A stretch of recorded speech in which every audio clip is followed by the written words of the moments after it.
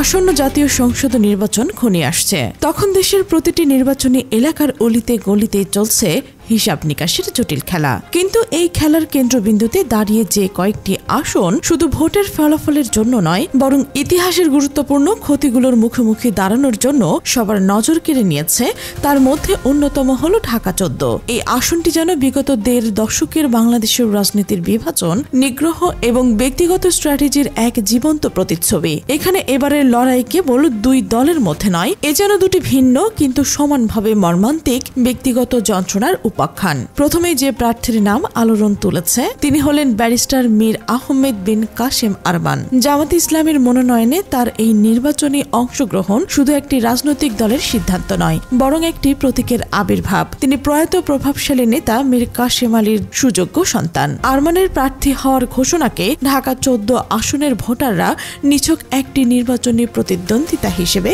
দেখছেন না, তারা দেখছেন রাষ্ট্রের নির্মমতার শিকার হওয়া এক উচ্চশিক্ষিত তরুণের প্রত্যাবর্তন। ব্যারিস্টার আরমানের কাহিনী রাজনীতির চেয়েও বেশি কিছু। তার জীবনের একটি দীর্ঘ সময় কেটেছে আয়নাঘরের নির্মম অন্ধকারে। এই শব্দটি বাংলাদেশের সাম্প্রতিক রাজনৈতিক অভিধানে এক বিভীষিকাময় সংযোজন। তরুণ এই আইনজীবী যখন জনসম্মুখে ফিরে আসেন, তখন তার ওপর মানুষের আগ্রহ এবং আবেগ ছিল তীব্র। কারণ তিনি কেবল একজন রাজনৈতিক নেতার উত্তরাধিকার বহন করছেন না, তিনি রাষ্ট্রীয় নিপীড়নের এক বাস্তব শিকার। দীর্ঘ আয়নাঘরে কাটিয়ে আসা এই মানুষটি যখন তার নির্বাচনী প্রচারণায় নামেন, তখন তার মুখে উচ্চারিত প্রতিটি শব্দে যেন সেই নির্মম নির্যাতনের, সেই নিঃশব্দ কারাবাসের প্রতিধ্বনি শুনতে পায় ভোটাররা। আয়নাঘরের শিকার হিসেবে তার যে মজলুম পরিচিতি, তা তাকে প্রথাগত রাজনীতিকের পরিচিতির চেয়েও বেশি কিছু দিয়েছে। জনসাধারণের একটি বড় অংশে সহানুভূতি। ব্যারিস্টার মীর কাশেম আরমানের শিক্ষা জীবনের দিকে তাকালে বোঝা যায় তিনি উচ্চাকাঙ্ক্ষী এবং মেধাবী ছিলেন। ঢাকা মনোরথ ইন্টারন্যাশনাল স্কুল থেকে তিনি সাফল্যের সাথে ইংরেজি মাধ্যমে ও লেভেল এবং এ লেভেল সম্পন্ন করেছেন। এরপর তিনি পাড়ি জমান লন্ডনে, যেখানে লন্ডন বিশ্ববিদ্যালয় থেকে LLB ডিগ্রি অর্জন করেছেন। 2007 সালে যুক্তরাষ্ট্রের বিখ্যাত লিঙ্কন ইন থেকে বার অ্যাট ল সম্পন্ন করে তিনি অর্জন করেছেন ব্যারিস্টার উপাধি, যা তাকে বার অফ ইংল্যান্ড অ্যান্ড ওয়েলসেও কাজ করার সুযোগ করে দিয়েছে।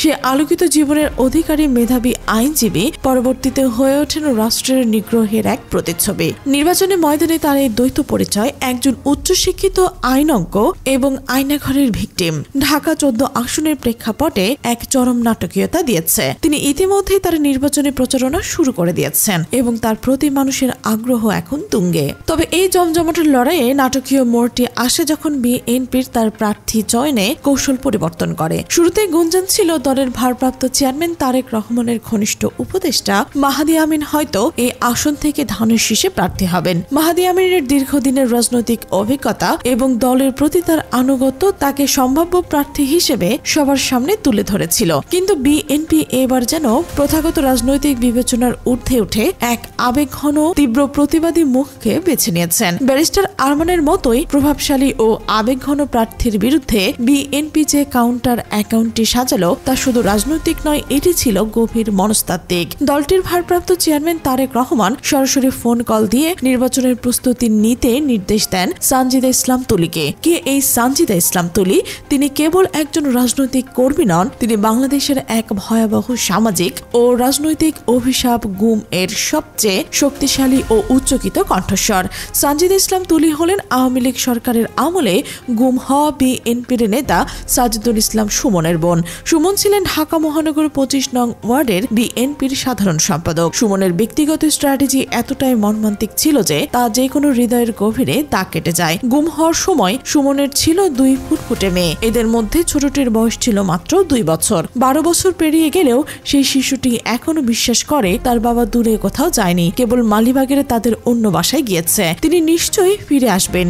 এই অসহায় শিশু এই অবিরাম অপেক্ষা সুমনের পরিবারের ওপর এক স্থায়ী ক্ষত তৈরি করেছে। সুমনের বাবা আগে মারা গেছেন, আর সুমনকে হারিয়ে তার মা এখন পাগলপ্রায়। সুমনের মায়ের এই আর্তনাদ, এই মায়ের ডাক সানজিদা ইসলাম তুলিকে অনুপ্রাণিত করে। তিনি উপলব্ধি করেন যে এটি কেবল তার পরিবারের একার কান্না নয়, এটি এমন শত শত পরিবারের হৃদয়ের চিৎকার যা তাদের প্রিয়জনদের জোরপূর্বক গুম হওয়ার কারণে অসহায়ত্বের সাগরে ভাসছে। সেই উপলব্ধি থেকে প্রায় 12 বছর আগে তিনি গুম হওয়া পরিবারের সদস্যদের নিয়ে প্রতিষ্ঠা করেন মায়ের ডাক নামক সংগঠন। এই সংগঠন গত 1 যুগের বেশি সময় ধরে গুম হয়ে যাওয়া প্রতিটি পরিবারের পক্ষে দেশ বিদেশে সংবাদ সম্মেলন, মানববন্ধন ও নানাবিধ প্রতিবাদ কর্মসূচি চালিয়ে গেছে। তাদের এই অবিরাম সংগ্রাম গুম হওয়া পরিবারের আর্তনাদের আন্তর্জাতিক মহল পর্যন্ত পৌঁছে দিয়েছে। সানজিদা ইসলাম তুলি এবং মায়ের ডাক এতটাই আন্তর্জাতিক পরিচিতি লাভ করেছে যে স্বয়ং আমেরিকার রাষ্ট্রদূত এবং জাতিসংঘের প্রতিনিধি দল তার বাসায় অবস্থিত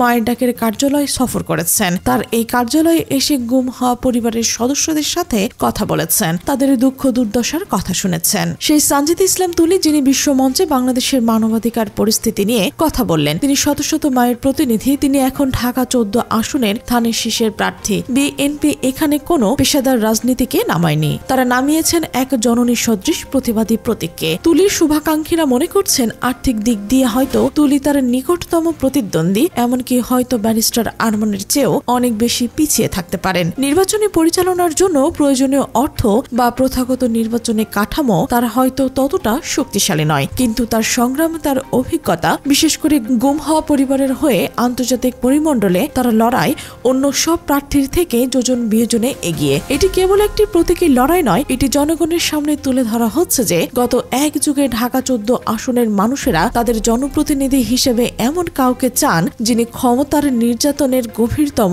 অভিজ্ঞতা বহন করে। এই প্রেক্ষাপটে ঢাকা 14 আসনটি যেন এক চরম দ্বিধাদ্বন্দ্বের মুখে দাঁড়িয়ে আছে। এমনকি একদিকে আছেন ব্যারিস্টার আরমান, যিনি নিজের রাষ্ট্রের নির্যাতনের আয়নাঘরের গুম কাটিয়েছেন। তিনি মজলুম আইনজীবী হিসেবে পরিচিত, তার স্ট্র্যাটেজি ব্যক্তিগত, তীব্র এবং সাম্প্রতিক। অন্যদিকে আছেন সানজিদা ইসলাম তুলি, যার স্ট্র্যাটেজি কেবল তার একার নয়, এটি শত শত গুম হওয়া পরিবারের সম্মিলিত যন্ত্রণার অনুভূতি। তিনি ব্যক্তিগত ক্ষতিকে সামাজিক আন্দোলনে রূপান্তরিত করেছেন এবং আন্তর্জাতিক সহানুভূতি অর্জন করেছেন। এই দুই প্রার্থীর মধ্যে একজনকে বেছে নেওয়া ঢাকা 14 আসনের বাসিন্দাদের জন্য কেবল স্থানীয় উন্নয়নের প্রতিশ্রুতি বা দলীয় আদর্শের ভিত্তিতে ভোট দেওয়া হবে না, এটি হবে তাদের নিজেদের রাজনৈতিক সময়ের সবচেয়ে কঠিন নৈতিক প্রশ্নগুলোর উত্তর দেওয়া। ভোটাররা কি এমন একজন মজলুমকে বেছে নেবেন যিনি নিজেই নির্মম নির্যাতনের শিকার হয়ে ফিরে এসেছেন, নাকি তারা এমন একজনকে বেছে নেবেন যিনি সমাজের গভীরতম ক্ষত নিয়ে আন্তর্জাতিক অঙ্গনে লড়াই চালিয়ে যাচ্ছেন? ব্যারিস্টার আরমান যখন তার এলাকার অলিতে গলিতে প্রচারে নামেন, তখন তার সুশীল চেহারা এবং কষ্টের গল্প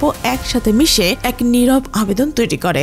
তার শিক্ষা ও আইনি দক্ষতা তাকে বিতর্কে শক্ত অবস্থান দিলেও তার আসল পুঁজি তার যন্ত্রণা। তিনি যেন গত কয়েক বছরের ক্ষমতার অপব্যবহারের এক চলন্ত সাক্ষী। অন্যদিকে সানজিদা ইসলাম তুলির প্রচারণায় যোগ হয়েছে গুম হওয়া পরিবারের কান্না। তার প্রতিটি জনসভা যেন পরিণত হয় এক মানবিক প্রতিবাদ সভায়। যখন তিনি তার ভাই সুমনের 2 বছর বয়সী মেয়েটির কথা বলেন যে এখনো ভাবে তার বাবা ফিরে আসবে, তখন সেই আবেগের ঢেউ শুধু ঢাকা 14 নয়, দেশের সীমানা ছাড়িয়ে আন্তর্জাতিক মহলের মনোযোগ আকর্ষণ করে। তুলির রাজনৈতিক পুঁজি অর্থ নয়, তার পুঁজি হলো মানবিকতা এবং অবিচারের বিরুদ্ধে 12 বছরের অবিরাম সংগ্রাম। এই নির্বাচনের মাধ্যমে ঢাকা 14 আসনের জনগণ আসলে কাকে নিজেদের প্রতিনিধি হিসেবে বেছে নেবেন তা দেখতে এখন অপেক্ষা করতে হবে। তারা কি আয়নাঘরের নির্মম নির্যাতনের শিকার আইনজীবী মীর আহমেদ বিন কাসেম আরমানকে বেছে নেবেন, নাকি গুম হওয়া পরিবারের আর্তনাদ বিশ্ব দরবারে পৌঁছে দেওয়া সানজিদা ইসলাম তুলিকে? এই দুই প্রার্থীর লড়াই শুধু ভোটের ফলাফল নির্ধারণ করবে না, এটি নির্ধারণ করবে ঢাকা 14 এর নাগরিক সমাজ